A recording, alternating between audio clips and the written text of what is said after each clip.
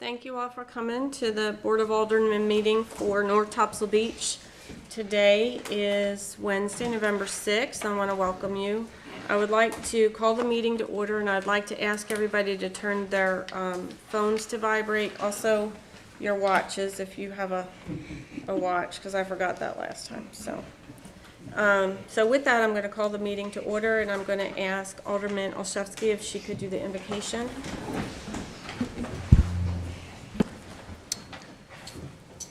Bless this town, and may it remain a beautiful and friendly place to live. We pray that this board makes fair and informed decisions this morning. We also pray that our police officers, firefighters, and members of our armed forces here and around the world remain safe as they risk so much for our security. We also pray that our town be spared the ravages of hurricanes and other natural disasters, and that everyone associated with the town remains safe and secure. Amen.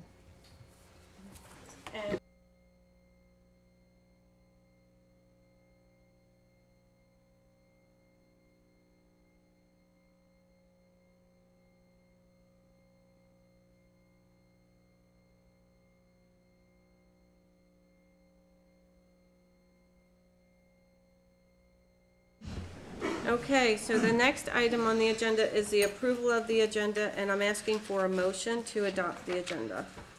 Motion to approve. Do I have a second? Second. All in favor? Aye. Any opposed? Okay, we are going to move right on to the manager's report. Thank you, Mayor. Good morning, everyone. Beach projects and operations. On October 18th, as a result of the dune breach from potential tropical cyclone number 8 and the king tides that we were experiencing, we had significant roadway flooding on New River Inlet Road at that time. I worked with CAMA to get a letter of refinement to our state permit for the repair of the breach dune. Fran, our engineer, contacted ST Wooten for a truckload of sand, and I met them on site that afternoon for placement. The emergency work that was completed has kept the roadway from flooding since we completed that work, and we were able to work on this area in particular because we were able to do all the work from the landward side and didn't require any equipment or operations along the beach. A sea turtle release was coordinated on October 22nd with the Karen Beasley Sea Turtle Rescue and Rehabilitation Center. They released 6 sea turtles that afternoon at Jeffries Beach Access. They're always an honor to work with and coordinate with, and just a thank you to staff, for the police department for directing traffic, and the fire department for all of their setup, and Ricky for assisting with helping me set everything up for the event as well. I submitted another extension request to the North Carolina Department of Environmental Quality to extend our Phase 4 grant to December 18th, 2025. I received a fully executed copy yesterday, November 5th, so that has been fully executed. Potential tropical cyclone number 8. Fran has been asked to discuss the results of the beach survey and provide recommendation at today's meeting, so I won't go into a lot of detail. Just to summarize, overall, Phase 5 held up pretty well as a result of our recently completed renourishment project last season, while Phases 1 through 3 experienced the greatest loss of sand. There was a total loss of 88,000 cubic yards total. On October 19th, FEMA issued a public notice for PTC number 8 describing available FEMA assistance and proposed FEMA-funded actions with public assistance that includes Onslow County. On October 23rd, I joined the applicant briefing meeting and later submitted a request for public assistance. We're looking at a project in around $3.5 million. The crosswalk project, I have received our encroachment agreement from NCDOT recently to construct a crosswalk at Villa Capriani. The next step will be scheduling a pre-construction conference that is required prior to beginning construction. So that'll be the next step.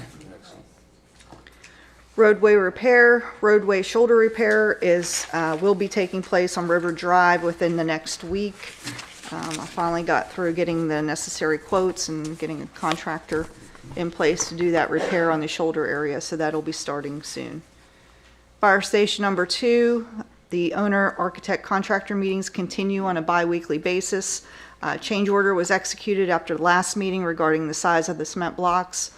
The North Carolina Department of Environmental Quality conducted a sedimentation and construction stormwater inspection report on October 22nd, and the site was found in compliance with the approved plan, so there were no issues notated. Work done includes waterproofing elevator pit walls, running underground plumbing and electrical rough-ends, coordinating and preparing laydown areas for upcoming structural steel delivery with an ETA of November 8th, so coming up this week. Solid Waste Services, a request for proposals was issued for 2025 residential and commercial solid waste services on October 25th. There's a mandatory pre-bid meeting scheduled for Friday, November 22nd at 3 p.m., and bids are due on December 9th, 2024 at 3 p.m. Is this the joint one with the other towns? Yes, this is the joint RFP that was issued along with the towns of Topsail Beach and Surf City and Holly Ridge. Oh. And did it include a bulk pickup? Yes, it did. There's an option for that. The board will be able to consider. I've also coordinated with Southern Metals Recycling, who we will be partnering with to recycle Christmas tree lights again this year. Residents will be able to drop off their strands of lights that no longer work in the designated bin at Town Hall, and we will recycle them for you. Thank you to Southern Metals for partnering with us again. The bin will be set up here outside of Town Hall on November 21st after the tree lighting event. So you can drop them off at any time. Richard Peters Park improvements. I've been working with the contractor to complete significant landscaping improvements to Richard Peters Park. These improvements were made for our October event. I've walked the property again with the owner to discuss another round of improvements that are planned for the spring of 2025. We've also replaced all of the mulch in the playground area that was the bark wood chip mulch. We've replaced that with brown rubber mulch. And I also worked with the contractor to replace the wood deck of the kayak launch. That's been completed. Events. We had a successful Halloween event at Richard Peters Park on October 23rd. $384 was raised for Pause for Purpose. Thank you again to Pet Supplies Plus for sponsoring the event. We wouldn't be able to do that event without them. And a huge thank you to staff who helped facilitate that event. It was a lot of work that went into that event, and I know I received a lot of positive feedback from the community, and they greatly appreciated it. Our third annual Christmas tree lighting will be held Wednesday, November 20th here at Town Hall. It starts at 6 o'clock p.m. We will have Santa will be arriving on our fire truck. The Girl Scout Troop number 361 will be serving hot cocoa and cookies. The First United Methodist Church of Sneed's Ferry is scheduled to perform. There will be face painting. The Karen Beasley Sea Turtle Hospital will be here. And new this year, we have asked Share the Table to join us, who will be collecting non-perishable food items. They have put out a notice about a great need this year, and specifically for cereal. I received an email yesterday, so just please keep that in mind if you're attending. If you could bring items to donate to them, there's a great need. This event is free, of course, to the community, and we've been busy this week. As you notice, we went from Halloween to Christmas with all the Christmas decorations outside. We've added a lot more decorations to this year's celebration, and we also will have special North Topsail Beach Christmas merchandise that will be available for sale too at the event. So I welcome you all to attend, and thank you to staff for helping this week set up for this event. Could I just add a comment, Mayor, on Share the Table? We had a meeting at Kiwanis last night talking about, we do these things where we cook meals for them once a month. When I first got involved in this, we were doing about 70. The last one they had last week had 185 people show up to get meals, which is way beyond. They are really stressed in terms of, and also I'd encourage people to go see the new building they've got off of 17, but they really need help and support right now because they are just getting blown away with the number of people that are using that service. So it's a really good service too. And if you don't, anyone that wants to donate items, if they don't want to go to that facility, they can drop items off at our community pantry that's in the parking lot. And once it gets full, we coordinate with Share the Table to come and pick up those items. Thank you. Any additional questions? Yeah, I have a question going back to the fire station construction. seems like several weeks now there hasn't been much block laying. Is it due to a problem with block size you mentioned in your report? Or the dewatering of the elevator? What's been the Yeah, there- holdup in the block laying?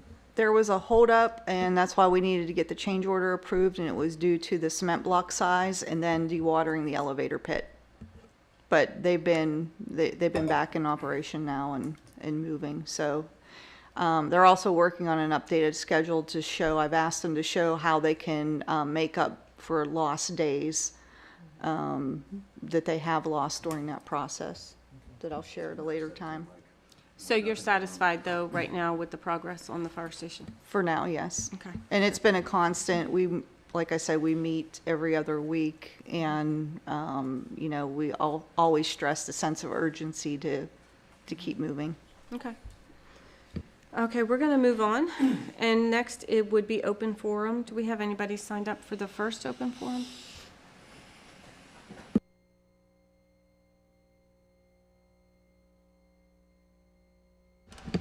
Ann Hurst of 3659 Island Drive.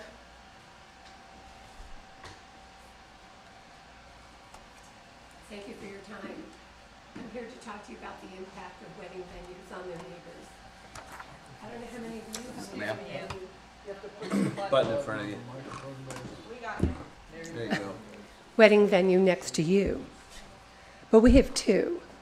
Topsail Manor, 3658 across the street, and we have 3635 Seascape next to us.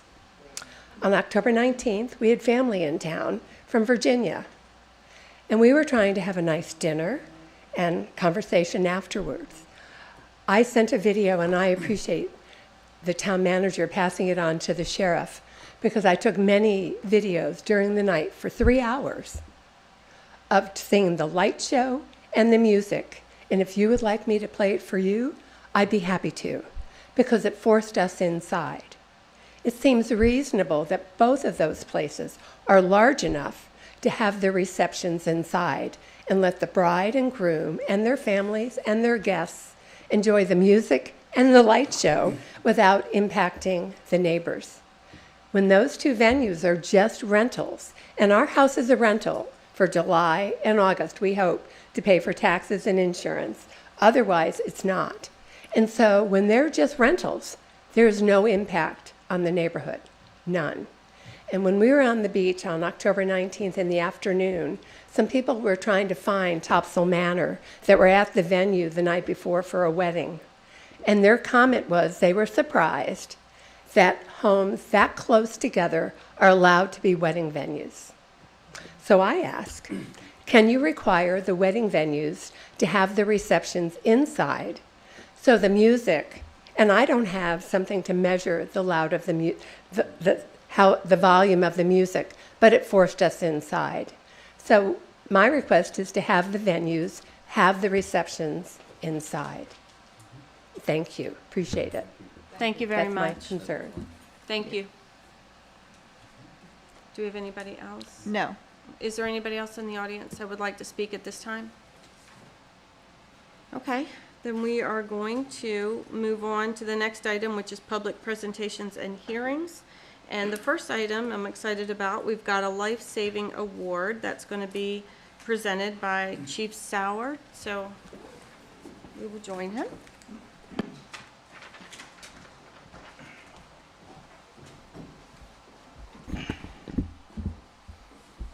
Oh, yeah, I'll give it to him. I didn't want to mess up the name. Well, you did. On the night of September 16th at approximately 1900 hours during Tropical Depression 8, North Topsail Beach Fire was dispatched to the 3000 block of Island Drive. While en route, dispatch updated responding crews that a female was trapped on the 3rd floor of the residence. Upon arrival, 2405 assumed command and confirmed smoke and flames visible with the subject trapped. Immediately arriving crews went into rescue operations, placing life over property. Firefighters Zizmanic, did I say that correct? Zizmanic. Retrieved a ladder from the engine with assistance from the PD, extended the ladder to the 3rd floor, ascended to the 3rd floor, extricated the victim, and descended with her to safety. Once back on the ground, firefighters Manic handed off the victim and switched to fire operations and began to enter the home to extinguish the fire. Firefighter Sysmanic's actions embody the culture and definition of what it means to be a North Topsail Beach firefighter, and is why he is being given the North Topsail Beach Life Saving Award. Here you go, and thank you.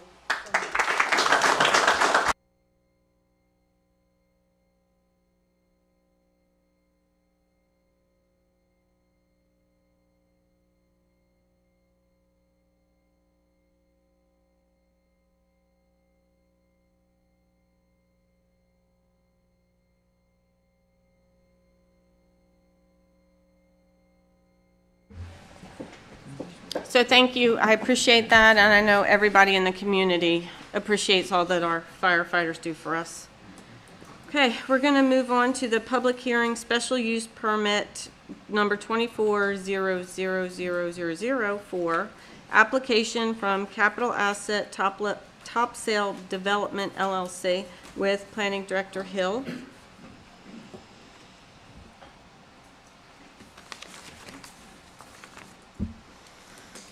All right, this is a request. So, wait, Deb, I have to do a couple, I'm sorry. The hearing on this matter is evidentiary in nature and will be conducted in accordance with special due process safeguards. And I'm going to turn it over to the town attorney. Thank you, Madam Mayor. All persons who wish to testify in this case should have signed up on the special sheet for the hearing. If you have not signed in and wish to speak, sign in now. All those wishing to speak, please proceed to the podium to be sworn in.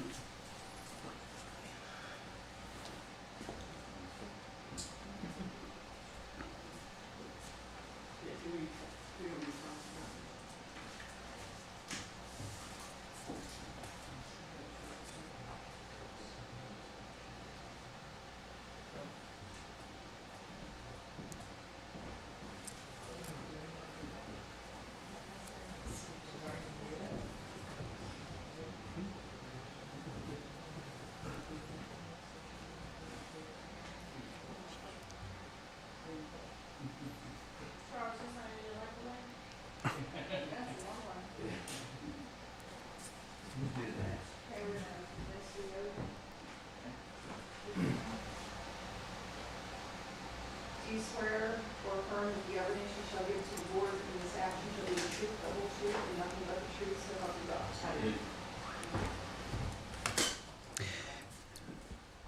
Before opening the hearing, I'd like to give the board members a chance to review any possible conflicts and withdraw from these proceedings if necessary. If any board member believes they have information or special knowledge about the case that may not come out at the hearing this morning, please describe that information for the record so interested parties will be able to respond. If any board member wishes to recuse, please state a conflict, and then we'll entertain a motion to recuse that particular board member from the hearing. I would like to recuse myself from the hearing as broker in charge for the Better Homes and Gardens real estate team. These listings are with our office, so. Given that the mayor is being asked to be recused, I believe the Mayor Pro Tem will take over the rest of the administration of this public hearing. Is there a motion to allow Mayor McDermott to recuse herself from this hearing? So moved. Second. All in favor? Aye. Oh, Joanne didn't have to vote. I never get to vote.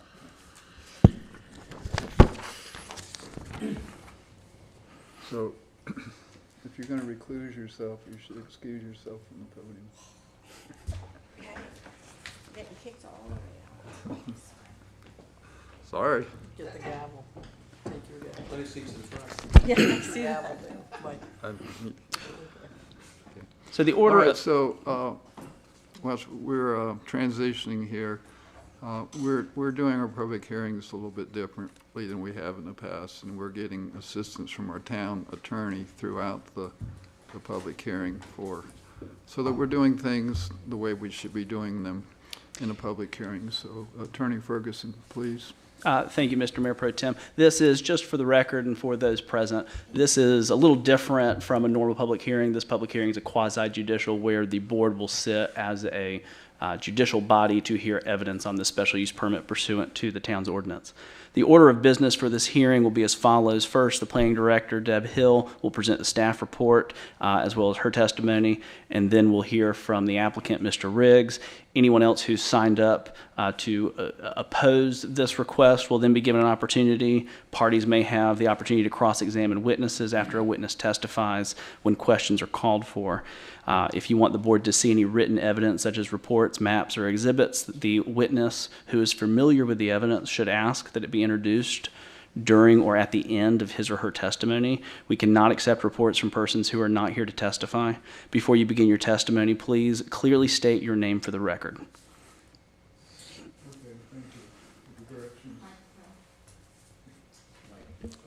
Thanks for the directions, Attorney Ferguson. So, as Mayor Pro Tem, I would open the public hearing on case SUP 24, quadruple plus 104, and ask for testimony from town staff. Planning Director Hill, please proceed.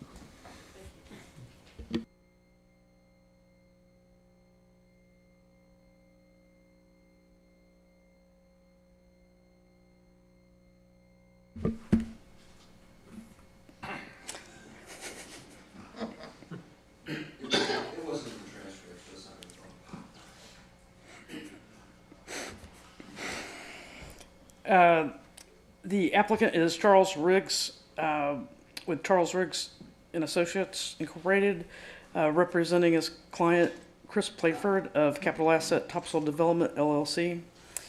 The property is located at 107 La Costa Place, which has a tax ID of 779-49. And a brief summary of the request is that the applicant, on behalf of his client, is requesting a special use permit for the site preparation, installation, and construction of a 20 by 37 foot pool, La Costa Owners Community Pool, 6 foot wide concrete around the deck with a fence, pool building, and a 6 foot wide elevated slatted access to the normal high water and any future dockage and or water access to be permitted by North Carolina Division of Coastal Management. And I would like to request that my entire staff report, to include the attachments as follows, be included with my testimony. One, the La Costa Bay Commercial Pool Agent Authorization. Attachment 2, Charles Riggs undated letter, special use for La Costa Bay lots 1 through 8 in common area. Number 3, the special use permit application, special use 24-0004. Number 4, special use plan for La Costa Bay by Charles Riggs, mapping date 9/26/2024. Attachment number 5 is the Cama Minor permit 43-24, which was issued on June 19th of 2024. Attachment number 6 is August Nelson, registered environmental health specialist, email dated October the 2nd, 2024. Ms. Nelson's letter dated approval letter dated October the 10th, 2024, as well as the legal notice published October 19th and the 26th of 2024. Also, to add to that notification of adjacent property owners was made. Public notice was made both on the town's website as well as the message board, and a sign posted on the property. And the property is zoned R5. The existing land use is high density residential. To the north, the property is zoned conservation district, and to the east is single family R5. To the south is single family R5. Both those areas are part of the La Costa Bay community. To the west is the Old Sound Channel. Site improvements on this parcel are vacant. The size of the parcel is 47,289 square feet, as indicated in attachment 4. The planning board met and reviewed the application for the special use permit request on October the 3rd, 2024. Ms. Terry Ward made a motion that the planning board recommends the approval of the special use permit, SUP 24-00004, and the special use plan of La Costa Bay as amended to approve the changes as presented in the application. Mr. Fred Fontana seconded the motion, and the motion passed unanimously 5-0. Community pools are not addressed in the Camel Land Use Plan or the Comprehensive Plan. The parking plans have been submitted and approved for each of the driveway applications for La Costa Bay single-family homes. There's an emergency vehicle access, 20-foot, that is proposed as indicated on the site plan. That has been reviewed and accepted by the fire chief. Division of Coastal Management, as I think I stated, has reviewed the application and issued minor permit 43-24, dated June 19th, 2024, which was included as attachment 5.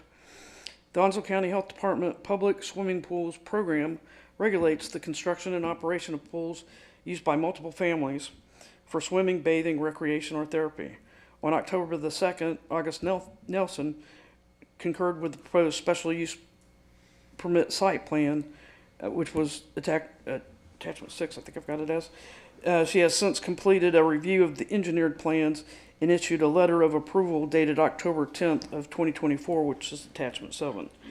The engineered plans and floodplain documentation will be reviewed and approved by the planning director and building inspector prior to the issuance of any zoning, flood, or building permits. The lot is served by Onwassa for water and sewer, and I'll also say that we have received a complete application to include their V-Zone certifications, their elevation certificates, updated site plans as requested by the health department. Updated engineered plans as requested by the health department. So in special use permits, there's 3 conditions that that the board needs to find that the applicant has made. Condition number 1 is the use or development is located, designed, and proposed to be operated as to maintain or promote public health, safety, and general welfare. For the location, that's addressed in both zoning and the CAMA permit being issued as evidence that it meets the location design. For the design, the engineered plans have been accepted and approved by Onslow County Health Department and will be reviewed by the planning director and building inspector once the special use permit is issued. It's also to be operated so as to maintain and promote public health, safety, and general welfare. The fire chief has reviewed and accepted the plans in the emergency vehicle access. Also, there's emergency phones as indicated on sheet 2 of the engineered plans, and that is that's a requirement of both the of Ms. Nelson with the health department as well as the building inspector. Condition number 2. The use or development complies with all required regulations and standards of this ordinance and with all other applicable regulations. The property is zoned R5 and allows for the community pools by special use permit approved by the Board of Aldermen as referenced in Table 4-1. In the condition, with it being a club, lodge, swim and tennis club, country club, beach club, or retreat center, with the use conditions being addressed in section 4.0312, which the application does meet. For those under 4.0312 for the club, lodge, swim, tennis club, etc., the first one is the minimum area, which it must have at least 32,620 feet.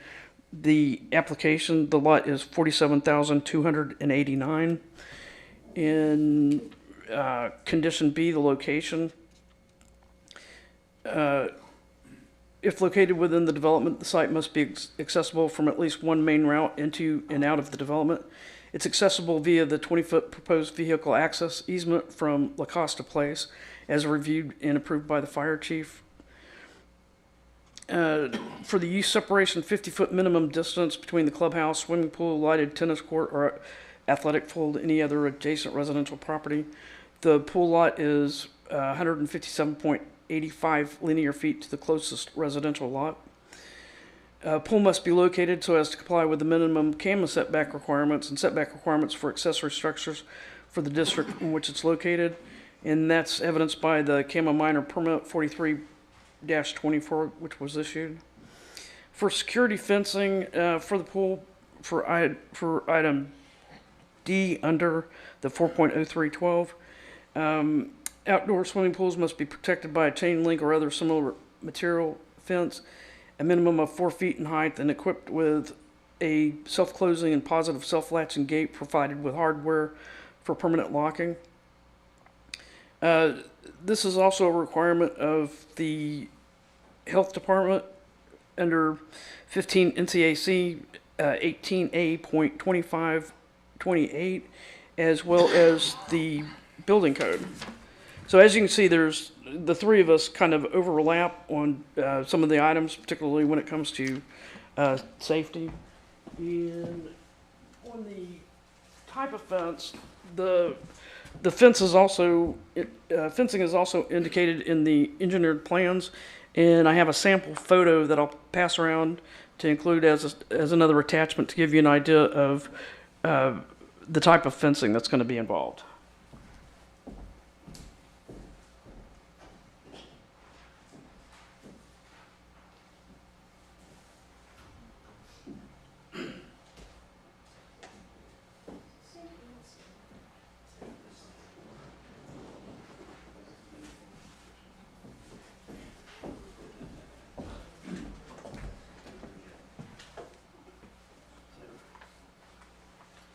And since I'm continuing to reference the engineered plans, I have a set of the engineered plans that have been included with the application, and I will ask that they be added as an attachment to the staff report as well.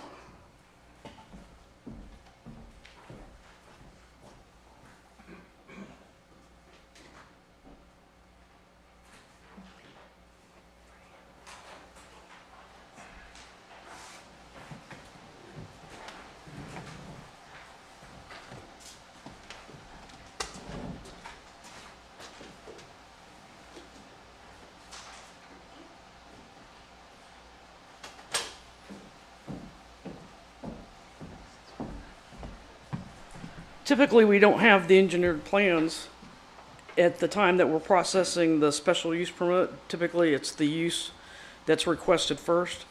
In this case, we do happen to have both the engineered plans as well as a complete application pending staff review. And those engineered plans go to support the conditions of the application, so I wanted to share those with you today. Where are they got photos? So per condition E on back to 40312, permanent parking lots must meet the standards of section 6.05 off-street parking and loading requirements. Those plans have been submitted and approved for each driveway application for La Costa Bay single-family homes. Service areas will be separated by an opaque screen from the view from any street and abutting properties, and that'll be verified during final zoning inspection. Hours of operation will be no earlier than 6 a.m. and no later than 11 p.m.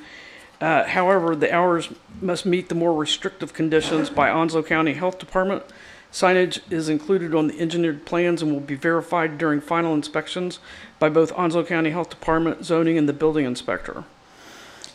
And condition number 3 of the special use permit application is that the use or development conforms to the plans for the land use and development of the town as embodied in the zoning ordinance and in the town's CAMA land use plan. And as mentioned, the pools, community pools are not addressed in the CAMA land use plan. However, the proposed use and development complies with section 4.0312 for community lodge, swim and tennis club, country club, beach club, and retreat center. And I think that's it.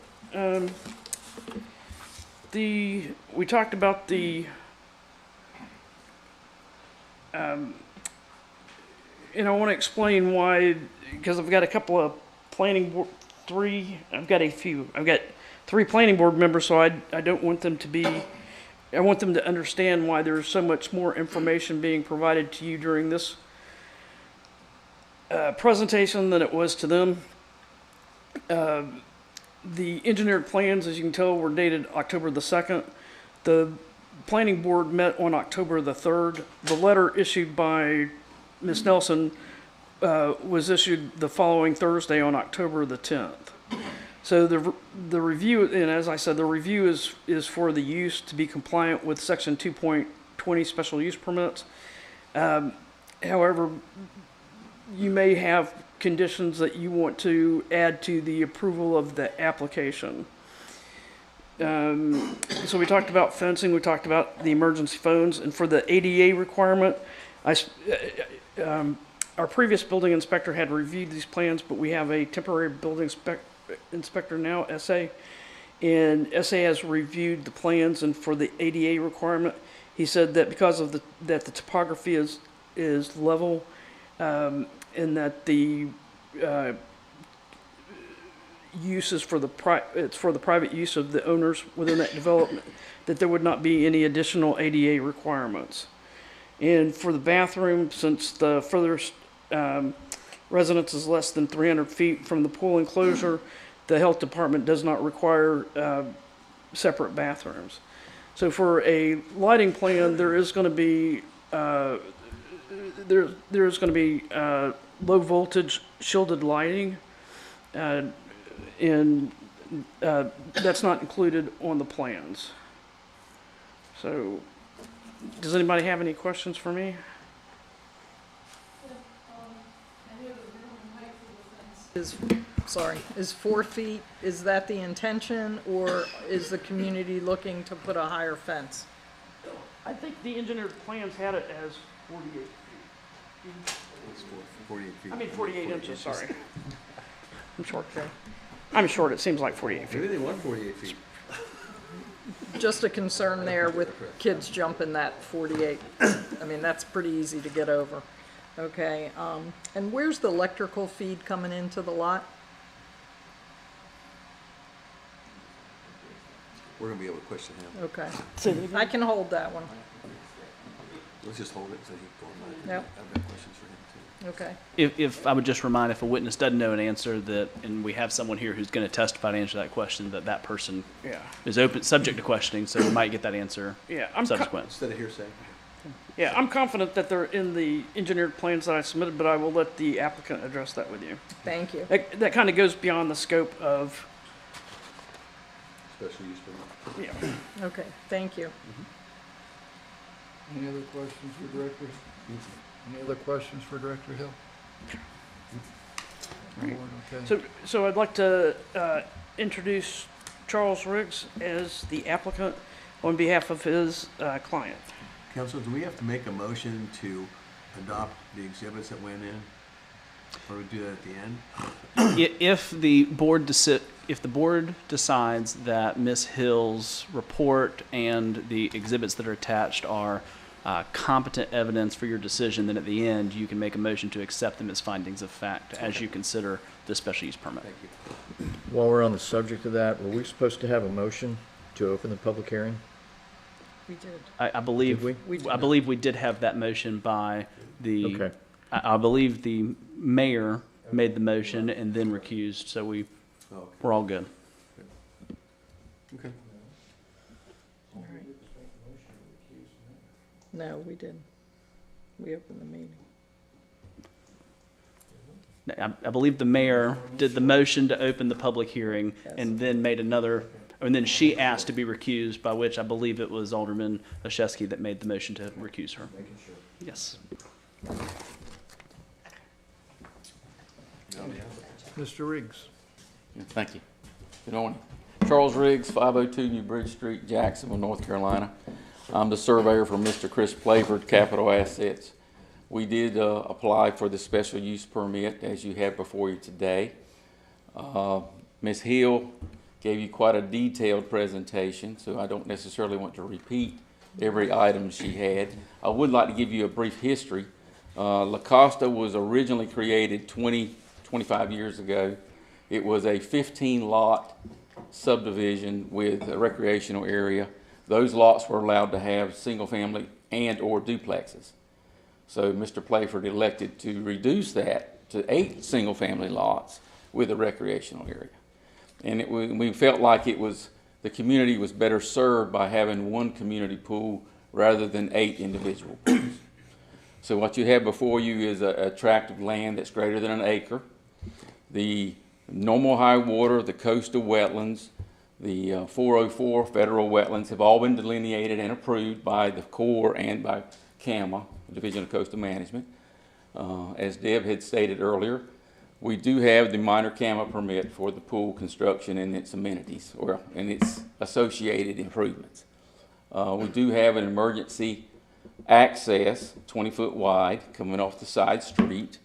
And I would envision that also being the location of the electrical feed to the pool area. You know, we have several easements throughout the property that can access electrical.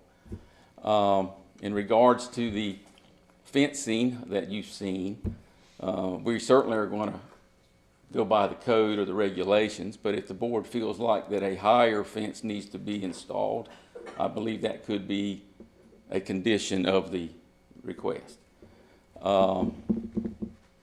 With that being said, I don't want to extend my presentation any longer than need to be. If you have any questions, I'll be glad to answer those. Yes, ma'am. Okay. Have any questions for Mr.? I think Laura wanted to go first. Go ahead. So I noticed that the hours of the pool were going to dictate that there wasn't going to be lighting. And so my question is around having the pool lit at night for a time or unlit.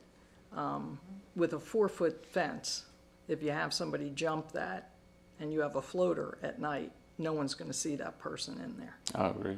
Okay. So my concern is around having some lighting there. And also, if it's only a 4-foot fence, and I live in a community on the island that has a community pool, so I'm letting you in on issues we're having with having a community pool. That the type of lock you have on that pool is really going to be crucial, because we're finding them really not standing up, you know, to the salt air, et cetera. So I didn't see where the type of lock and whether you're using key cards or whatever was really detailed. Well, in response to that, I did not perform that plan. As the surveyor, I did not do that. Okay. However, to repeat, I don't object. I don't think my client would object to making the fence 5 or 6 foot. And in regards to the lighting plan, that can certainly be regulated or controlled by planning staff and the building inspectors. That needs to be a condition. I know that any lighting that would be installed would be the low wattage or the low impact shielded type lighting.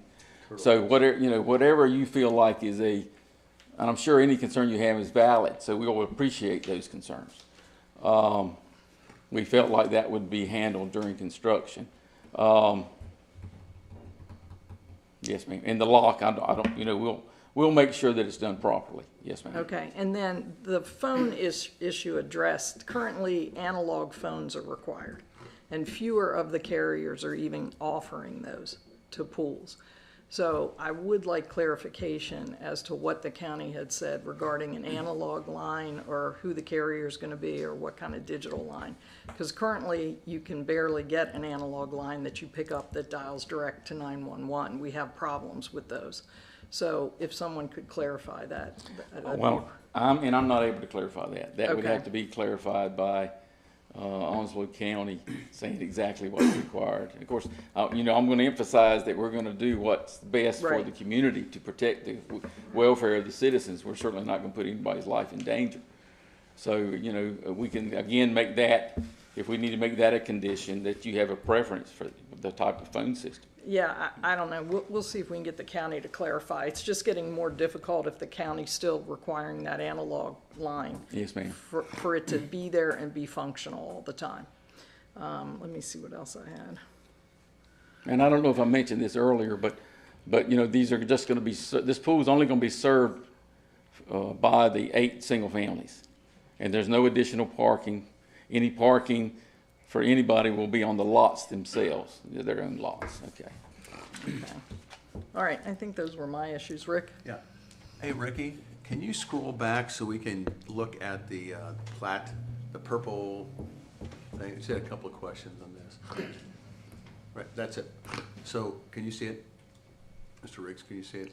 Well, I Not could. I want the picture, not the, keep Yes, going. yes, sir. All right, so I'm assuming that this is laid out and the pool is sitting there because you didn't want the pool in the street, that it's for aesthetics to have it behind the units, correct? When you look up there.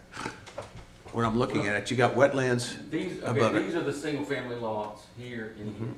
Right, but what I'm saying, if you look at the overall thing, basically, I'm talking about if you redid the plot, you would have, if you put on the other side, the aesthetics wouldn't be as good, right? That's the reason it's set up that way. On the other side of, Yeah, in other words, if you flipped it, the pool was on the road and the places were up on the back. I know it's too late for that, but I'm looking at it and I'm saying, well, to be perfectly honest, I never considered that. I mean, we designed the. yeah, I mean, the aesthetics are there. Yeah, right? we went from 15 lots to 8 lots, and we wanted all 8 lot dwellings to have ocean views. Okay. And then we thought that it would be more private to have the pool nestled behind the houses. Right. No, that's normal. I'm not questioning it. And I think that goes to public safety too. Right. We're not looking at everybody, trying to get into the pool. Right. It's just for the easy. I'm going a different way with this. Okay. Very good. When I looked at what you're gonna have to excavate for that pool, you're about 3,000 cubic feet, something like that. It's a 20 by 30, so that's 600 times, it's gonna be at least 3 or 4 foot deep, right? Yes, sir. So the environmental footprint, how much is gonna have to be excavated is much more than a house would be, correct? No, sir. You dig a 4 foot hole for a house, or do you dry pilings? No. I'm talking about the footprint. I'm talking about how much you're gonna have to dig. Oh, yeah, we would have to excavate to get the pool in. Yes, sir. Right, and what I'm going with this is that in terms of the environment, and I'm not second guessing what you've got here, in terms of the environment, it is much more invasive to put a pool in on a lot than it is to put a house. I would agree with that. One's got pilings, one's got, so I guess where I'm going with this is that I'm assuming when you've looked at the wetlands and the camera permits and stuff, since you have wetlands and other things on, I'm gonna call it the pool side of the development, that you're pretty confident that whatever protections you put in there will protect the environment on that side, correct? Yes, sir. In fact, like I said earlier, we've already had the Corps of Engineers, the 404 wetlands delineated. In fact, on the plot, the pool itself is 25.5 feet, 24.5 feet away from the 404 wetlands. So we're, a good length away from the wetlands completely. Okay. And, so Well, yes, like sir. I said, I think my general comment is, one is you're trying to protect the environment there. Yes. 2, though, it's a fact that putting a pool in is a lot more excavation and other things, okay, which would require you obviously to do the things you're talking about. That's with the setbacks and all those type of Right. things. And the setback from them, you just told me, is how much? What's the pool The setback? pool is presently located 24.5 feet from the closest point of the federal wetlands. Okay, that's what I'm asking. So Yes. you're 25 feet away. Yes, sir. Okay, so as I'm just going down the list, one is you're building in the protections, you're 25 feet away from an area. Right. An environmental area. 2 is you recognize that the environmental footprint's a lot more for a pool than a house because one's excavation and one's pilings. Okay. So where's the access to take the truck or stuff out? Well, I think you're gonna have to have an access. She was asking, where's your access to put the pool in? And I'm assuming one is, I think you also said you're gonna have to have some access for electricity, and you've got an easement. Right. So that's where. There's Because you're actually, gonna have to bring the pool in, right? yes, sir, there's actually a 20-foot emergency vehicle electrical That's right. easement over You here. mentioned that before. And the pool actually takes up, I haven't calculated it, but the pool and the accessories to the pool, the decking around it, probably takes up maybe 25% Of the lot. of the uplands on the lot. Not of the lot, but just of the uplands. So there is quite a bit of uplands that we're not using and disturbing at all. And that the access to the pool for any construction would be on high Through ground. the We're not easement, gonna, yeah, through the easement. we're not gonna impact any environment issues. No, I just want to make sure, and I think we've agreed that the reality in this is, pool is much more of a excavation and environmental issue to dig and take care of it than a normal Right. house. Let me say, I would agree with that. I mean, the Okay. piling supported structures are deeper than the pool But construction, but not I would invasive. argue that the piling Yes. stabilize it a lot more than Right. digging a pool, so, okay, thank you, that's all I got. Yes. Alderman Chesky? So on coastal aquatic design for the pool, I noticed steps in only in one corner. So I see nothing at the other end of the pool with a ladder to get out. And just wondering if that's the final design. Well, I thought there was a ladder shown as an example, maybe that's It's only just the like 3 feet stairs. to it, isn't it? But I would have, yes, ma'am, it's been signed and sealed, so that's the final design. Okay, thank you.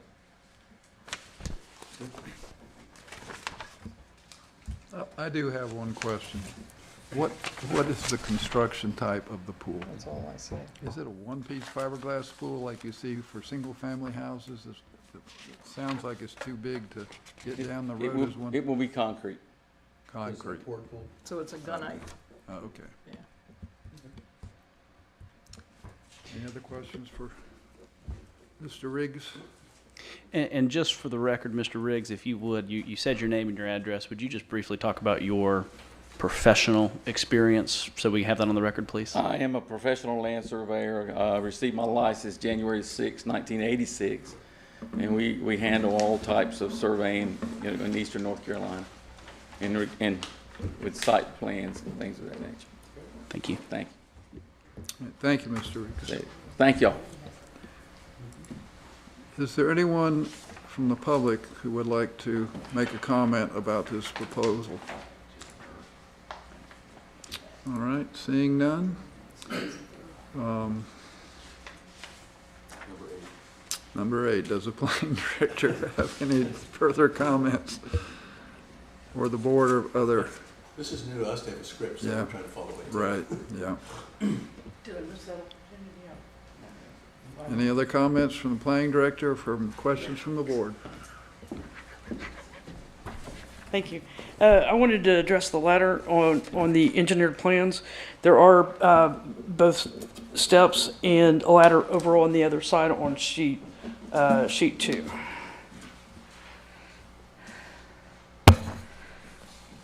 Diagonal from the stairs. Yeah, and I wanted to address the phone also. I'm reluctant to get into so much detail. We'll get a confirmation on that. I'm not sure when your community pool was built, but there was a change in the Rule 2530F effective April 1st of 2005.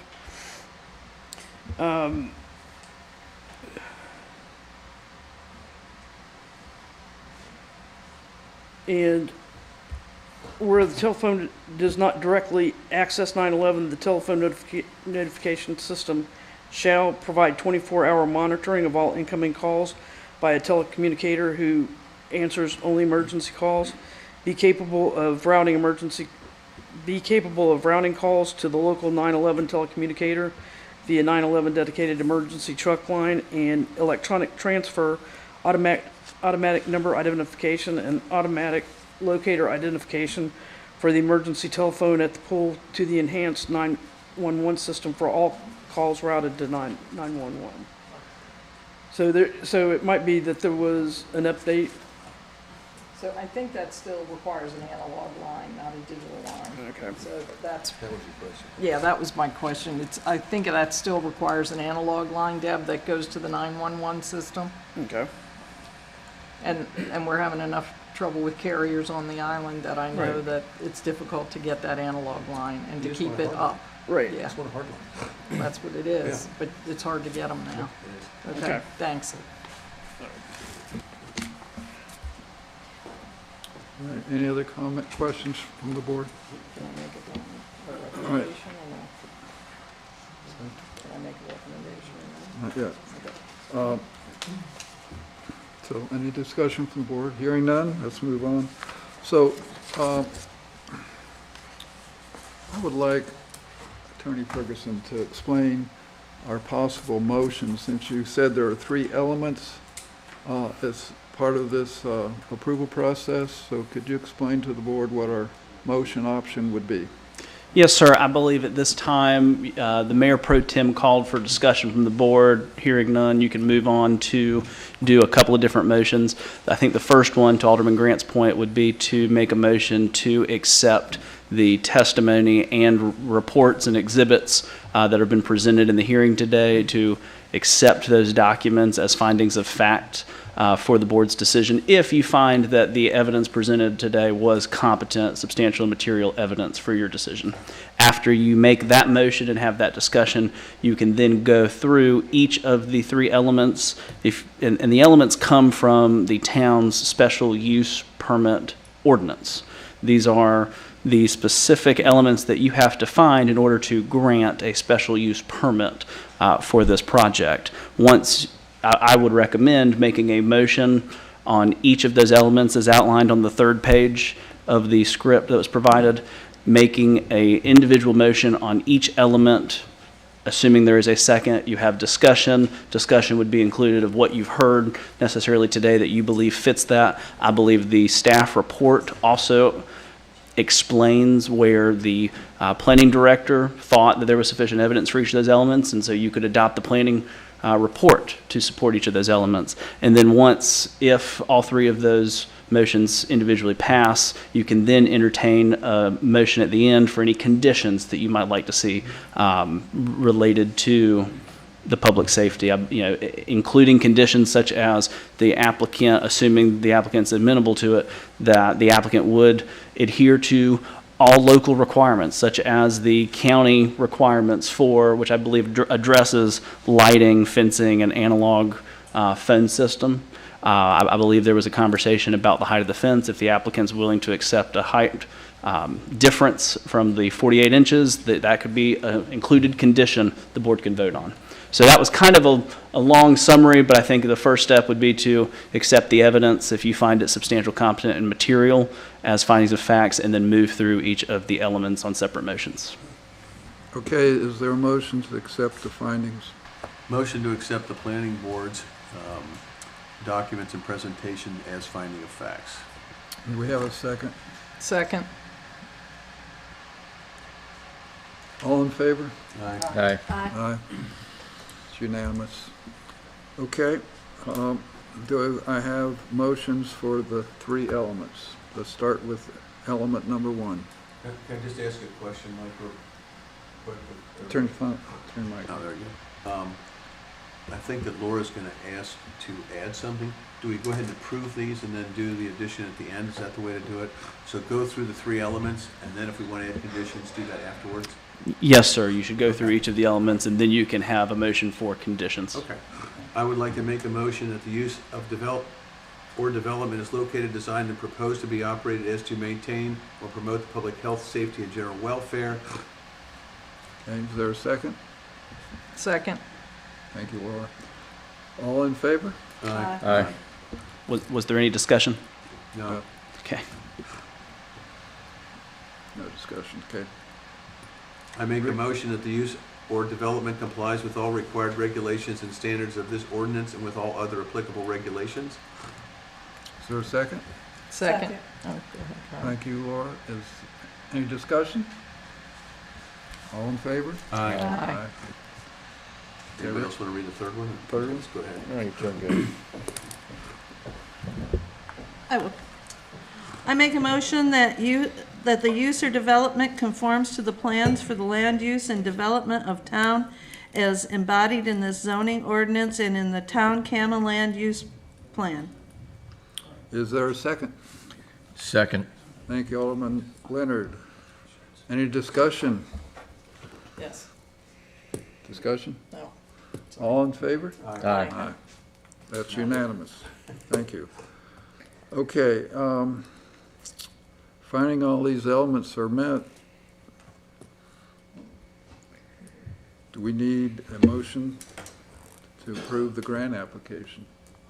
Trey, if we want to add a condition, can we do that now?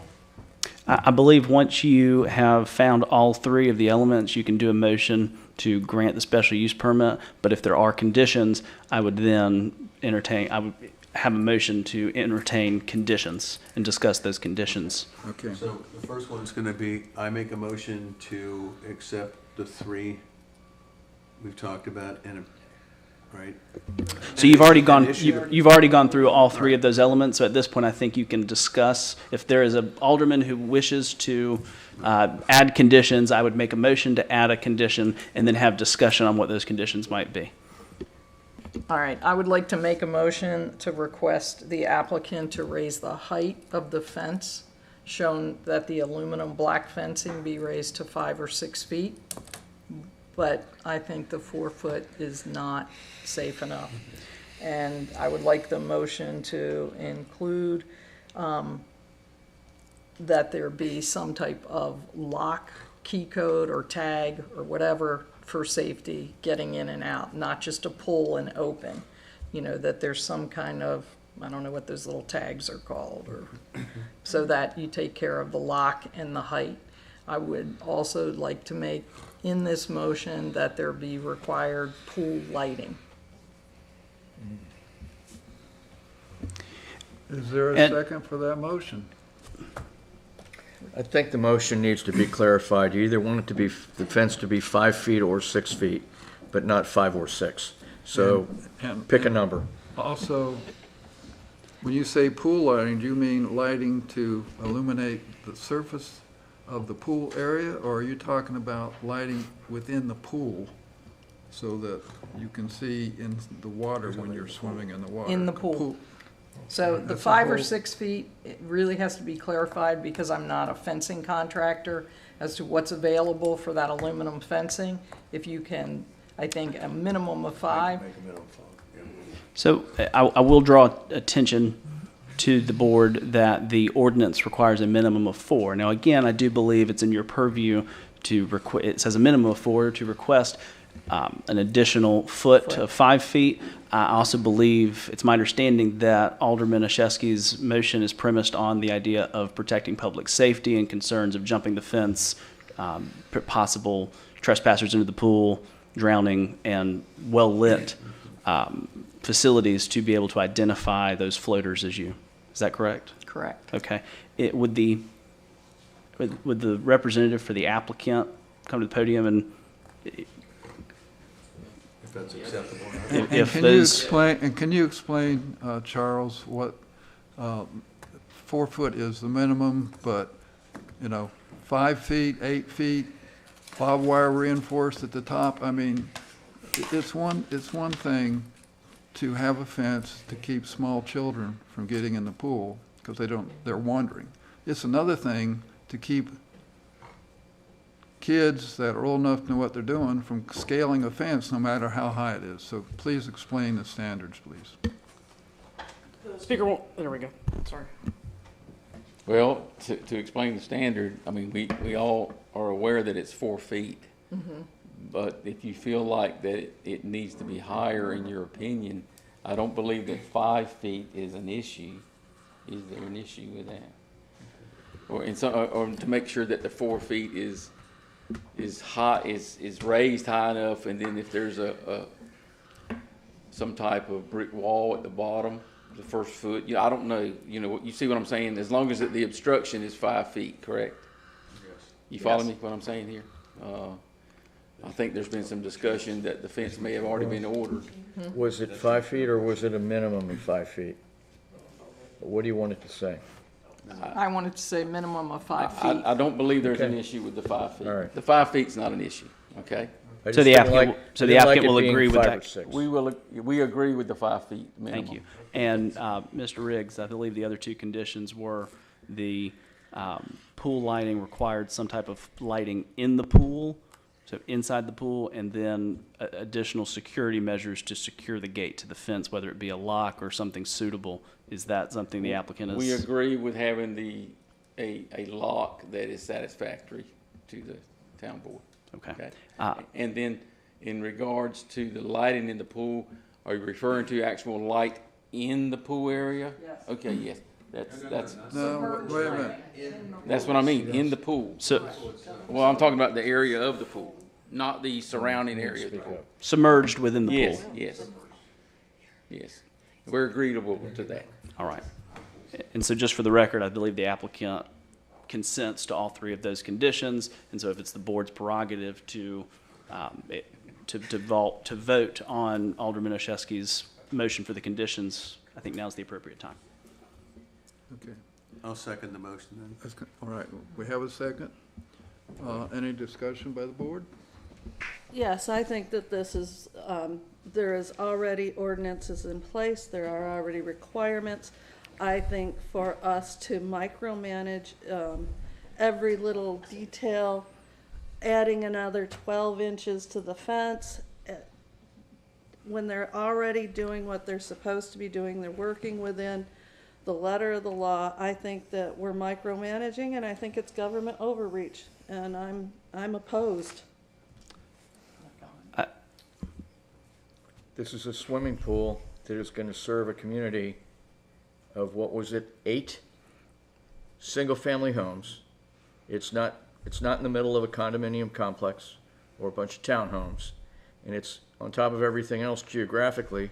It's hidden from the road, so it's not like any of these wild groups of teenagers we've got roaming around through North Topsail Beach are going to see the pool and decide to scale the wall, scale the fence, and have an impromptu middle of the night party. And yes, I'm being sarcastic. I think I agree with Connie. I think we're kind of, I don't like the path we're heading down. I have a question. Okay, go ahead. Well, I have a question. I'm sorry that you've already started your discussion, but just to back up. So when you put lights in that pool, the reason why the health department was more restrictive for the operating hours was because they didn't have lights in the pool. So if they put lights in the pool, can you then authorize the maximum time available and the changes to the signs that have been included in the engineered plans for review? And I think one of the issues that you're going to run into with people renting those units, if you have lights in the pool, going to have people swimming and splashing and carrying on that much longer at night. The ordinance in the health department allows for that. I believe it's 10 p.m., correct? Was If it you 10? have I lights believe, in the was it pool. 10 or 11? 10 or 11. Yeah, I thought it was 11.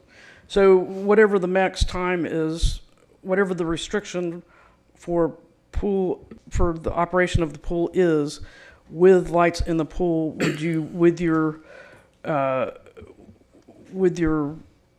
motion, include to allow the applicant to amend the signs that have been included in the engineered plans for? I don't necessarily, I mean, I don't think it's necessary to go that step on a special use permit. I do believe that if the health department has the regulations and the health department's going to enforce the regulations, that they will be able to. I don't think the board has to approve those changes. Okay, because I had referenced that time in those signs in my actual staff report. I believe, Okay. and I believe Alderman Grant's motion to accept the staff report and your testimony. Okay. And as you're providing testimony, I believe it's amended Okay. based on your oral testimony. So. Yeah. Did you say that the planning board approved this unanimously? That's correct, 5 to Okay. 0. Thank you. Any other discussion from the board? I do, I'm going to disagree with you, Connie, on this one because I live in a community with a pool, and whether you don't think there's bands of teenagers, there are individuals all over the island that jump fences and go into community pools. And so the lighting does help keep some safety. It also lets the people who are in those houses see what's going on in the pool. So I do think it's a public safety issue. Same thing with the lock and the fence height. So I would disagree with you that we're looking at public safety issues. And I understand there's only 8 houses. I also understand there's an empty lot behind the pool. So when you think no one else is going to gain access, I think that is a little bit of us being naive with what tourists will do. How many residences are in your community that are served by your pool? 60. Okay, it's a little bit of difference between 8 and 60. I am prepared to vote for this if we strike the requirement for the lighting from the pool. If we don't strike the lighting requirement, I'm prepared to vote against it, and that'll be the reason why. As it stands, I'm going to vote against it. So I believe that there was a motion and a second, and you're currently in discussion, and so I do believe there needs So to be a vote on that. If it fails, I think you can go through each individual condition as separate motions, or if it passes, you move on. But just to be clear, there is a motion on the floor. All right, so Call the question. yeah, let's call the question, and manager, will you call the roll? Alderman Puddle? Nay. Alderman Leonard? Nay. Mayor Pro Tem Benson? Nay. Alderman Grant?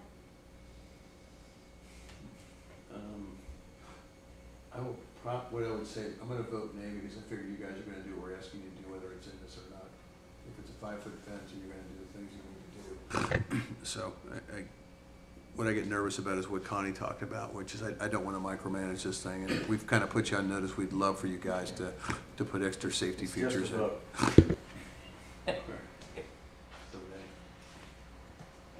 Alderman Chesky? Aye. One aye, Okay, 4 nays. so we need a new motion. We don't have a motion, we don't have any conditions, correct?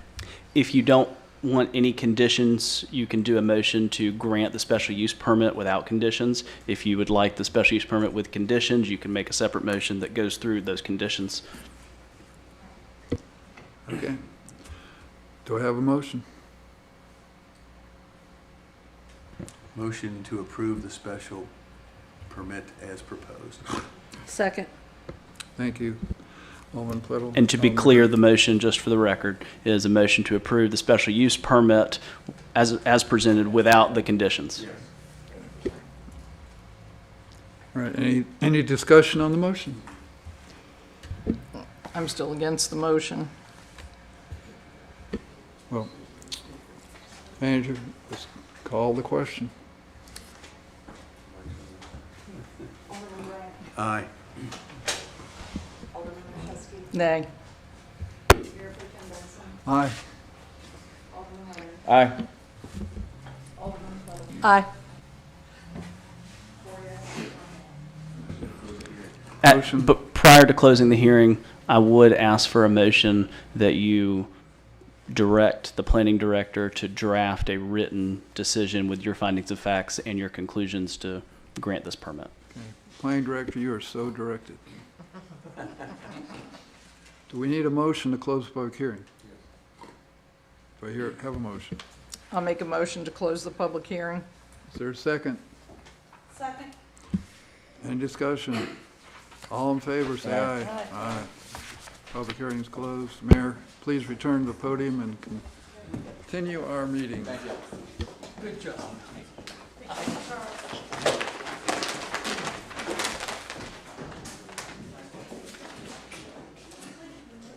Sign.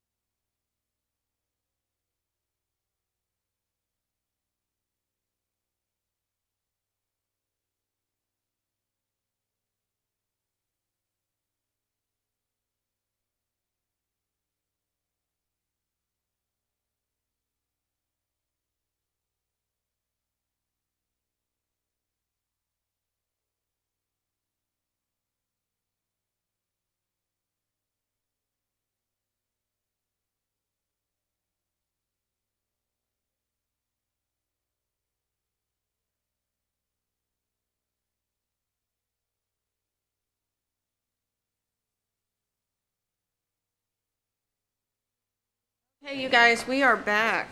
So we're just gonna keep on moving, if that's all right with everybody.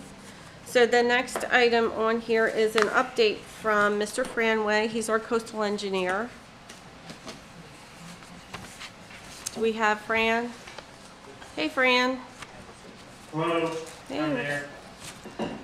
Okay, you're on. Okay, hello to the board. I will just jump right into our summary coastal projects. Let me share my screen.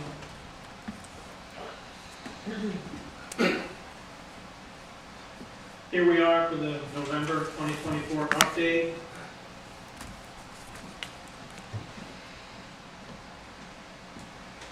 Just a quick overview of the entire shoreline of North Topsail Beach. We have 5 phases. They're separated, kind of based on, there's a little bit of different geology, and then, the cobra zones and some other issues. Phase 1 is up near New River Inlet. Phase 5 is down near the Surf City town limit. As you can see, the town has projects planned for the entire shoreline, from phase 1 to phase 5. Phase 5 was just completed. Phase 4 is coming up, and then phases 1 is coming up with a core project, and then phases 1, 2, and 3 are also in the planning design stages.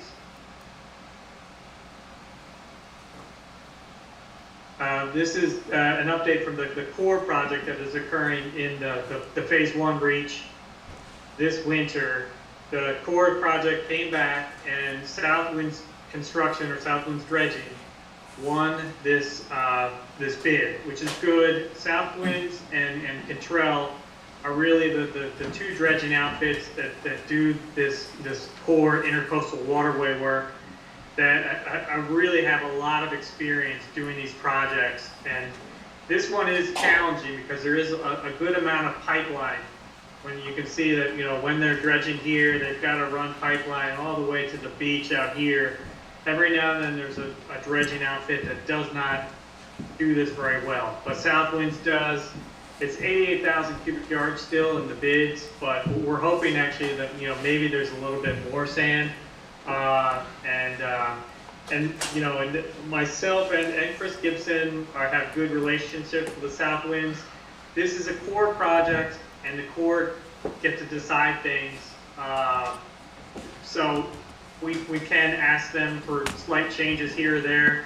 The board has asked for slight changes here or there, and the Corps has been very reluctant to really change what they do. And then Alice, we did this project 2 years ago, and then this, last year they started, the Corps was complaining about easements not being in place, but we're pretty sure they were. This is a core project. The town does have a little bit of say, but not a whole lot. But it is good that Southwinds is doing it. The FEMA Phase 5 project has been completed. The beach has held up well. It was, out there a couple weeks ago. It looked good. And then we continue it for this Phase 4 project starting here in a few weeks. This is the state grant for the Phase 4 reach of shoreline. It starts pretty much as soon as you get on the island, Highway 210, and stretches down to around, well, this is Station 770, but you can see back on the back, it meets up with Phase 5, so we'll have one continuous beach nourishment project over these last over this year and the last season. The permitting window begins Saturday, November 16th. So as Alice mentioned, the project will begin Monday, November 18th. The primary truck access opening is here at the existing opening, Beach Access 33, but there is a secondary truck access that the contractor wants to start using at the beginning of the project, and that's at the 2nd Avenue. So they will have to open up the 2nd Avenue. And the 2nd Avenue dune has been opened and closed several times over the last 4 or 5 years. And we even have it in our permit, the design to called out this area to be able to use this. So the truckers, the contractor will work on the southern portion first, and then, at about halfway through the project, they'll start using that northern portion. Charlie, can I ask him a question on that? Yes, Fran, Rick Grant, just real quick on that one. And you had sent me an Sure. email on it, so I wanted to let everybody know. The question I was asked at the HOA meeting was about, we've had dune damage in 4, okay? And this is a beach project, not a dune project. So could you real quickly talk about how you're gonna have to feather this type of thing in? Yes, for any areas where there is that scarped out dune, we can, well, basically, when the project is being surveyed, we're gonna go at 100-foot sections, and we will be able to place material at kind of on the dune. And assuming it's scarped out and it doesn't have any vegetation, we cannot put, dune sand. We won't put dune sand on vegetated dunes. But yes, we will, as soon as the fine tuning, when we usually permit these projects, and all these stations are 1,000 feet apart, we permit them and we do kind of plan and design at 1,000-foot intervals. But when we do get into the construction, we're going by 100-foot intervals, and we will refine those 100-foot intervals. And if we see any dune damage that we can mitigate, we will put some sand there. Okay, thank you. Here's the disposal area, 143, DA 143, out near the Intercoastal Waterway and Cedar Bush Cut. This is the investigations are still ongoing. Chris Gibson and TI Coastal are heading this up. It's good material. It's a beneficial use of dredge material, and it will go. There's somewhere, between basically 2 to 2.6 million cubic yards over about 5 miles. This is a nice, big, healthy beach nourishment, and there will be some dune placement as well. And this is in kind of still the design phase, getting everything ready for that permit application. Just really quick, and Alice did mention this, the potential tropical cyclone 8. We have had, the town has, Helene had, significant rainfall amounts, and obviously the entire state did, and obviously the West did worse. Debbie also had that, where, the town, sustained, significant storm damage. Neither of these storms, however, qualified Onslow County for FEMA mitigation, and they have all sorts of metrics about per capita and damage and that sort of thing. But as Alice mentioned, potential tropical cyclone 8 was declared for these 3 counties, which of course Onslow's in there, or 4 counties, excuse me. And again, Carolina Beach really got hit really hard on this one, and obviously was in the news a lot.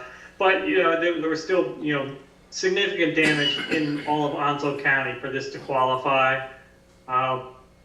For the post-damage assessment, we're coordinating with FEMA and the North Carolina Emergency Management, NCEM. We looked at the Phase 5, quote-unquote, engineered beach, where we have to survey out to the depth of closure, which is about 20 feet deep. But then we also did dune losses for the entire shoreline. And here's, just an example. This is the Phase 5 transect with the Phase 5 shoreline reach actually gained sand. And it gained a significant amount of sand, about 142,000 cubic yards material. We don't know actually where that came from. It probably did come from the neighboring shorelines, which lost sand. But here we have the kind of the shoreline length for each of the reaches, and then the net losses. These are just dune losses right here. And you can see actually that the dune calculations gained sand in Phase 5. So really, for our FEMA submittals for this, we are going to concentrate on reaches 1 through 4, since reach 5 didn't have any losses at all and had some gains. So we do have about 61 when we just look at reaches 1 through 4. We got about 61 thousandths of net volume, and then we have about 88,000 cubic yards of total volume.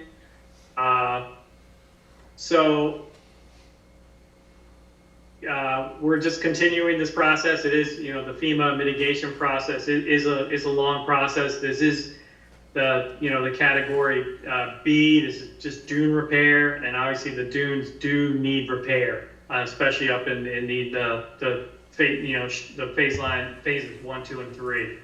And then phase 4 even had sustained some damage. Some parts of phase 4 look pretty good. The dune does. So Fran, on that point though, when can people expect, because you just mentioned it could be a lengthy project to be able to get this approved. So when would we be able to start getting sand on those dunes that have been significantly impacted? Like I know what you're showing in the picture for sure, but also up towards Dolphin Shores, they had some significant impacts there too. Yeah, I'll work with Alice on this because we need to put some sand out here, you know, this winter. And I know that there's a big project coming up for planned for next winter, but yeah, this will need some material this winter, and I'll talk with Alice and we'll see what the timeline is. But you know, and we do have permits in place for this. We'd have to maybe do a minor mod, and since it's just dune, we would only have to deal with CAMA, which is DCM, versus we would not have to get any deal with the Army Corps of Engineers, who are pretty much mean high water seaward. Okay. So I will coordinate with Alice on that because yeah, this material, there does need to be some work here this winter, and then if we did it this winter, maybe we could. I think we could probably apply for the 61,000 cubic yards of material. The town would be kind of, you know, they'd have to pay for it now and then get reimbursed in a few years. But, you know, I do think we could probably do this, you know, we need to do something here this winter. Yeah, because Fran, just so for reference, that lower dune is near Marina Way. And when we purchased our home there in 2005, there was literally, it was just sand. And that was such a nicely huge vegetated dune since then. So, I mean, that's just how much has been eroded with these few storms. But I mean, it lasted from 2005 up to, you know, now. Yeah. So.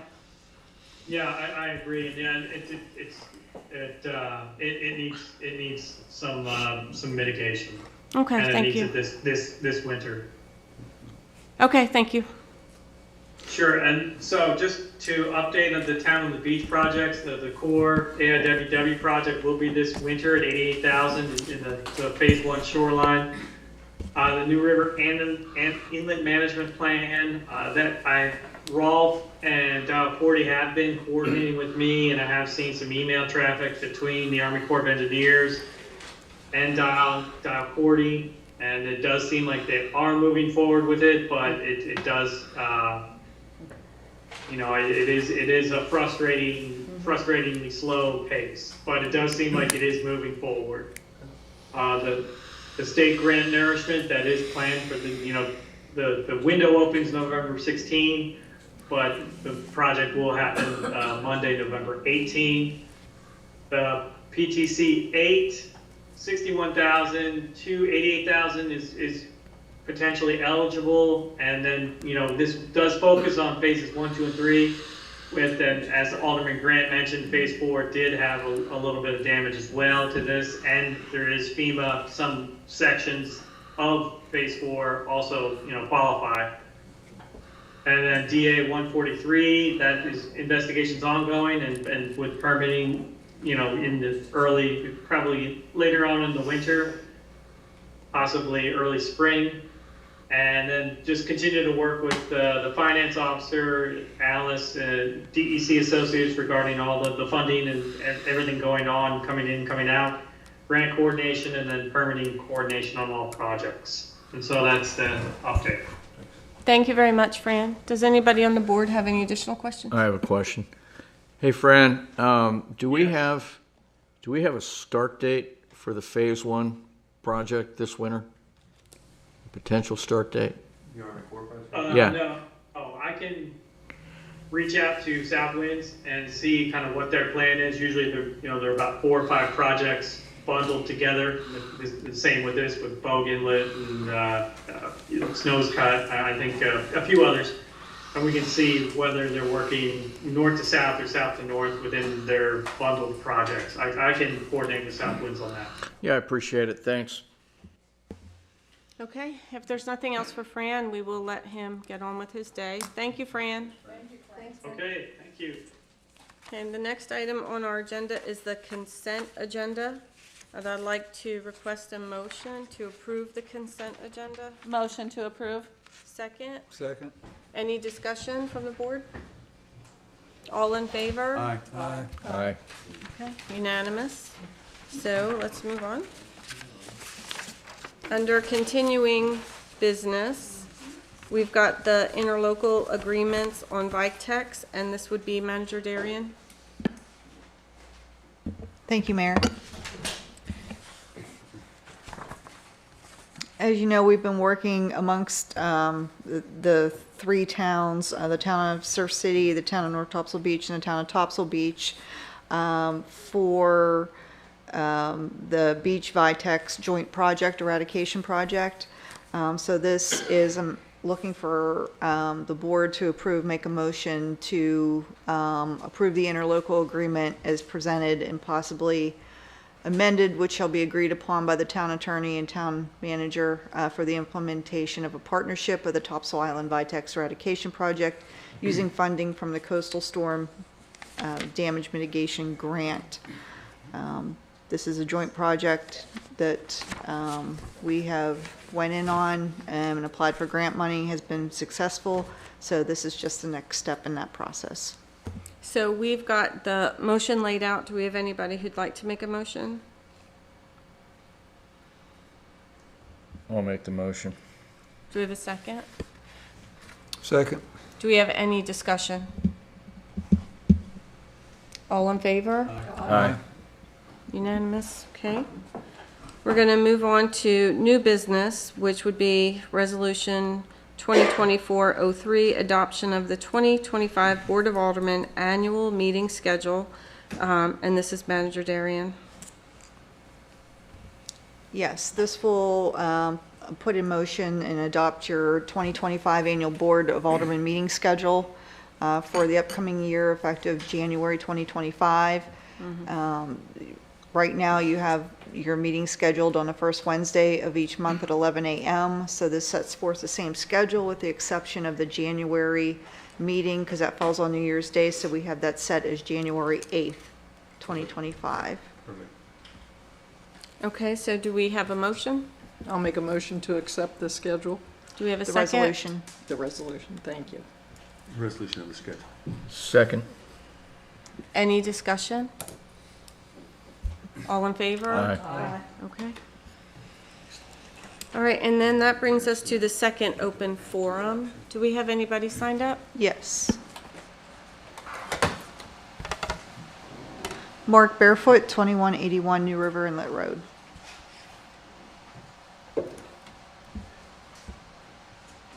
Microphone's on. My name is Mark Barefoot. I reside at 246 Sandpiper Drive. I serve as a general manager at 2181 New River Inlet Road. First of all, thank you for filling those seats. It's not an easy job, any one of you. The pool discussion was very interesting to see. I would like to appreciate each one of you for your concerns. Having been ran my own pool business and been to Western Carolina University swimming pool supervisor, good point on the telephone. 99.9% sure it is required. Connie, good job on not overreaching. I think because it's more than one residence, it will be considered a commercial pool, and they'll have to go through Onslow County, and they will dot I's and cross T's. Trust me. I think house on corner of Gunny Sargent was a duplex, had one pool, and it was commercial. They tore the inside out, made it single unit. All right. Again, thank you, and that was refreshing to see the banter between everybody. Maybe next time we can have like a pool specialist, because you guys got pools all up and down the road. Secondly, I'd like to say thank you to all the residents of North Topsail Beach, the tourists of North Topsail Beach, and all the surrounding areas. We did 2 donations to Western North Carolina, big trailerfuls. They were very appreciative, over $1,200 as well in money. I also like to thank the fire, police, and town workers for the great job they did with Real Housewives of Topsail Island last month. And let's see, moving forward, I came back in March. About 2 weeks ago, I started inquiring about the gobble wobble for this year. Found out that it was not happening. So I got in touch with Kelly, who used to do it the last 5 years, and she's given me a lot of information. I'm going to be working with Wendy, trying to get a permit through as fast as I can when I get out of here and do inventory and everything else. So anyway, we're about stressed out, but we'll get it done. Right now, I do have insurance for that event. I just need to get with town and get download, document, pre-click, reassign, and everything else that I'm not familiar with. I also have heard some special interest in a possible parade this year. I know we have the Christmas tree lighting. I'm pretty much at my wit's end with everything else I've got going on, running the business and trying to do this gobble wobble. So, but I just do want to keep the town informed of the possibility of us asking for that. Can we pull it off? We don't know. It may be bare bones. It may not happen. But anyway, thank you for your time, efforts, and energy, guys. Appreciate you. Thank you, sir. Anybody else, Ms. Darian? No. Is there anybody that would like to speak? Yes, Ms. Meyer.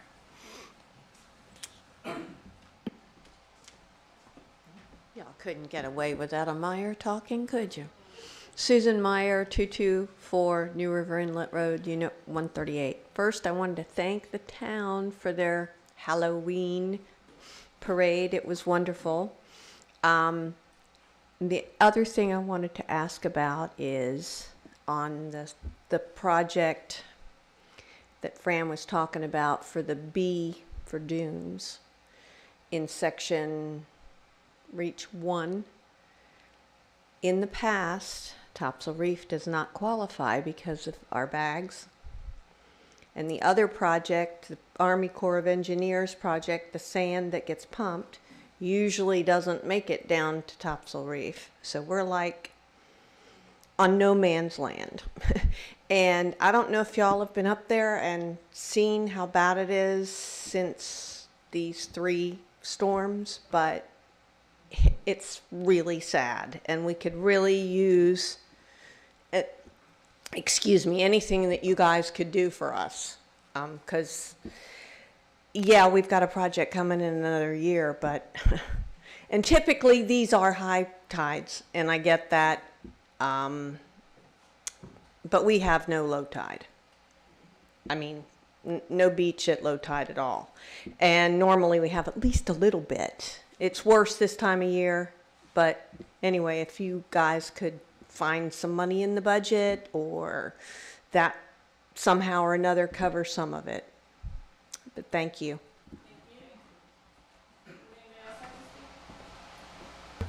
Okay, then we are going to move on to the attorney's report. Nothing to report at this time. Okay, for the mayor's report, I just wanted to thank the town staff and also Susan Meyer for all of her help with the Halloween. That was a great event. There was a lot of people there. It was well attended. Everybody seemed like they had a great time. And I'm just very appreciative that we're able to do those types of things for the residents, because I know it takes a significant amount of time to pull those things together. So thank you to Alice, thank you to Susan, thank you to all of our staff for doing that as well. And I'm gonna start with Ms. Pletto. Thank you very much. Thank you everyone for coming or for watching at home. I want to thank Alice and the staff for all the work that they did during the storms this year. Thankfully, we didn't have any big major hurricanes or anything, but this is all practice in case we do. But you guys still did a phenomenal job. And to continue the thank you guys for all the work that everybody did for the turtle release. This town, we are a turtle sanctuary, and we really, really work hard to keep that good reputation up. Not everybody does, different areas, but this area, this town, everybody works really hard, and I appreciate it. We had a great Halloween event, and everybody seemed to have a lot of fun. There were over 70 applicants or participants, dogs, plus there were some that weren't in the pet parade. It was really well attended and a lot of fun. And the fun's going to keep on going. 2 weeks from today, we have the tree lighting event out front. And last year, we had a phenomenal response. I am sure we will again this year. It is great. Also, next Monday is Veterans Day, and I want to thank all the veterans who served in this town and elsewhere. Also, the town will be participating in the North Carolina Byways Symposium, and we learned so much. It really helps. And that concludes my report. Thank you, Alderman Leonard. Yes, good afternoon, everyone. Thanks for coming. Along with what Connie said, I won't repeat, but it was all on my list. The Halloween event, it was great. It was fun. The turtle release, everything that you and the staff put together, and a lot of effort goes into it, and you make us proud. You really do. You do a great job. Your staff does a great job. And it was really, really well attended, and it was fun getting to judge. And it was funny because the following week, the only trick-or-treaters we had at our house was that little girl whose dog came in first. Yeah. And she came up, and she was all dressed up. I said, "Did I see you last week at the dog parade?" And I said, "Didn't you win something?" And she was just all having fun with it. But okay, within the last month, I attended on October 23rd in Jacksonville the Beirut Memorial Ceremony. I also participated in the Real Housewives bike ride. I've got some stuff I want to pass. I want to start with providing an update on our COBRA efforts. Within the last couple of weeks, things have started to move, and been working closely with our partners at the Ferguson Group and both them and the House Committee on Natural Resources to ensure that the text of the bill and the maps accurately reflect the areas within Unit LO6 that the town desires to have removed. I had to walk them through why did we decide and how was it that the areas that we're asking to have removed, how do we get to where those are the ones we want removed? And it was basically a dig into the history books and actually call the former mayor and say, how do we get here? And he gave me the language, and the language was all residential developable parcels not in Con D that were in LO6, words to that effect. And what it was is they're trying to get to the point where they're massaging the language in the bill so that if the bill gets passed, Fish and Wildlife has to do what we want them to do, and they don't have any kind of a way out. Well, that's not what the bill said. And where this is all going and why it's encouraging for us right now is that they're at the stage of the game in this current session of Congress when they come back next week that they're going to try to get a bunch of stuff pushed through by the end of the year. And what I think they're going to do, and this is just my impression after talking to people like Mike McIntyre, is that they're going to do like what we do with a consent agenda here on a grander scale. They're going to have all these bills, and they're going to try to, and hopefully ours will be in there. And that's what I think is going to happen. And I'm trying to manage expectations here, including my own, that we get this thing through. But talking to Mike McIntyre about it several times, he views this as a real positive step.